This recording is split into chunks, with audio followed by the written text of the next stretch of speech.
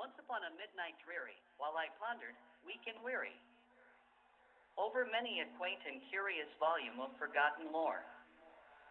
While I nodded, nearly napping, suddenly there came a tapping, as of someone gently rapping at my chamber door. "'Tis some visitor," I muttered, tapping at my chamber door. Only this and nothing more. Ah, distinctly I remember it was in the bleak December, and each separate dying ember wrought its ghost upon the floor. Eagerly I wished the morrow, vainly I had sought to borrow from my book's surcease of sorrow for the lost Lenore, for the rare and radiant maiden whom the angels name Lenore, nameless here forevermore. And the silken, sad, uncertain rustling of each purple curtain filled me with fantastic terrors never felt before. So that now, to still the beating of my heart, I stood repeating, "'Tis some visitor entreating entrance at my chamber door. Some late visitor entreating entrance at my chamber door. This it is and nothing more." Presently my soul grew stronger, hesitating then no longer. "Sir," said I, "or madam, truly your forgiveness I implore. But the fact is I was napping, and so gently you came rapping, and so faintly you came tapping at my chamber door, that I scarce was sure I heard you ere I opened wide the door. Darkness there and nothing more.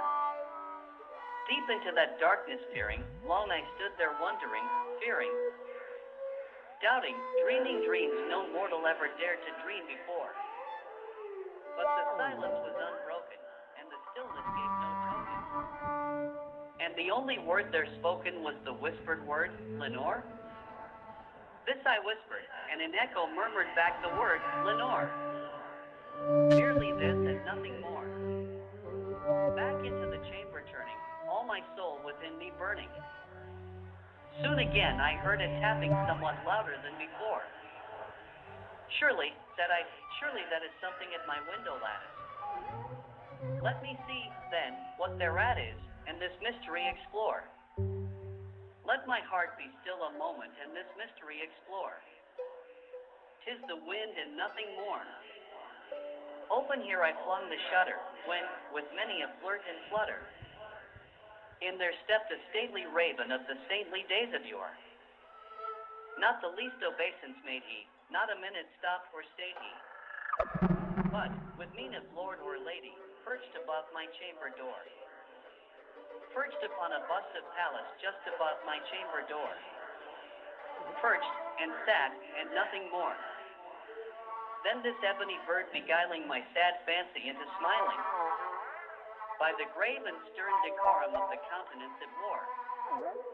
"Though thy crest be shorn and shaven, thou," I said, "art sure no craven. Ghastly grim and ancient raven wandering from the nightly shore. Tell me what thy lordly name is on the night's Plutonian shore." Quoth the raven, "Nevermore."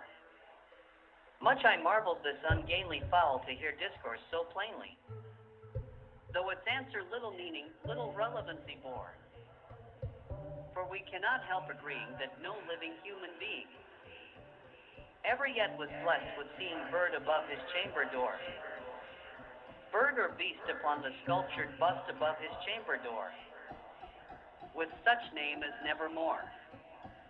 But the raven, sitting lonely on the placid bust, spoke only that one word, as if his soul in that one word he did outpour. Nothing farther than he uttered, not a feather than he fluttered, till I scarcely more than muttered other friends have flown before. On the morrow he will leave me, as my hopes have flown before. Then the bird said nevermore, startled at the stillness broken by reply so aptly spoken. "Doubtless," said I, "what it utters is its only stock in store, caught from some followed fast and followed faster till his song's one burden bore, till the dirges of his hope that melancholy burden bore, of never, nevermore dot. But the raven still beguiling all my fancy into smiling. Straight I wheeled a cushioned seat in front of bird, and bust, and door. Then, upon the velvet sinking, I betook myself to linking. Fancy unto fancy, thinking what this ominous bird of yours. What this grim, ungainly, ghastly, gaunt, and ominous bird of yours meant in croaking nevermore. This I sat engaged in guessing, but no syllable expressing. To the fowl whose fiery eyes now burned into my bosom's core. This and more I sat divining, with my head at ease reclining. On the cushion's velvet lining that the lamplight gloated o'er, but whose velvet violet lining with the lamplight gloating o'er, she shall press, nevermore. Then, methought, the air grew denser, perfumed from an unseen censer, swung by seraphim whose footfalls tinkled on the tufted floor. Wretch, I cried, thy God hath lent thee, by these angels he hath sent thee. Respite, and nepenthe from thy memories of Lenore. Quaff, quaff this kind nepenthe, and forget this lost Lenore. Quoth the raven nevermore. Prophet, said I, thing of evil, prophet still, if bird or devil. Whether tempter sent, or whether tempest tossed thee here ashore. Desolate, yet all undaunted, on this desert land enchanted. On this home by horror haunted, tell me truly, I implore. Is there balm in Gilead? Tell me, I implore. Quoth the raven nevermore. Prophet, said I, thing of evil, prophet still, if bird or devil.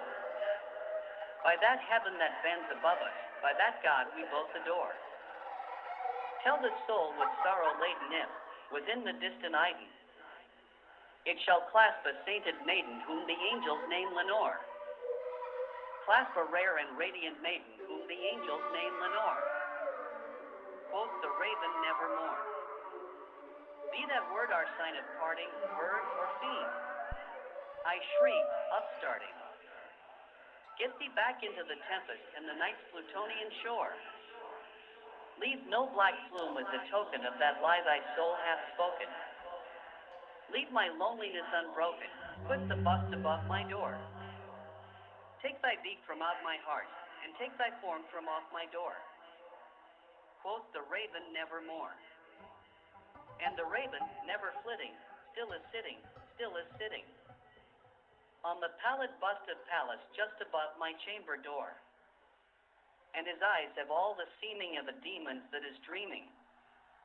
And the lamplight o'er him streaming throws his shadow on the floor.